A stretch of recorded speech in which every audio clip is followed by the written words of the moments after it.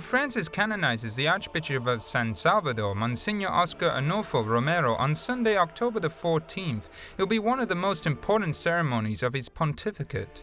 This is definitely a big moment for the Catholic Church as a whole. This is Pope Francis trying to say that the Catholic Church in Latin America has a lot to say, a lot to add to the Church as a whole. And we're talking about a very important figure for the people in El Salvador, but not only. Definitely entire of Central America has been touched by the life and the faith of Archbishop Romero. Oscar Romero was born in 1917 and became a priest at 24. He was named Archbishop of San Salvador in 1977 when the country was going through a tough civil conflict. It was a terrible moment. The government of El Salvador launched a fierce repression against the left to kill their guerrillas. Trade unionists, politicians, and even priests and nuns were killed. The Archbishop of San Salvador denounced the violence on both sides and asked them to abandon their weapons, for example, in this homily the day before his death. Yo quisiera hacer un llamamiento de manera especial a los hombres del ejército. Hermanos, son de nuestro mismo pueblo. Matan a sus mismos hermanos campesinos. Y ante una orden de matar que dé un hombre, debe de prevalecer la ley de Dios que dice no matar.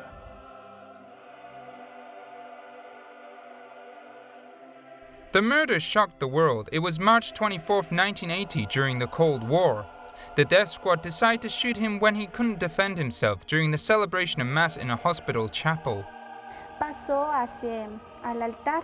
He went to the altar to start the consecration. In that moment, you couldn't even hear the noise of the vehicle. You only saw it come in. Some witnesses say that the murderer came out and shot him from one side of the church. He was shot in cold blood and was only 62 years old. With gestures and words, Romero denounced the injustices of the totalitarian regime of El Salvador. This is why many call him the Bishop of the Poor. He was all about supporting the poor, but given the reality of El Salvador at that time, being with the poor meant being with the country. Archbishop Oscar Romero, since his death in 1980, has been a hero of the Church of the Poor. I think every Catholic around the world who dreams of a church that is vitally engaged in defending the underdog, defending the oppressed, standing with those who are getting their teeth kicked in, they look to Oscar Romero. He was a priest of deep and simple faith.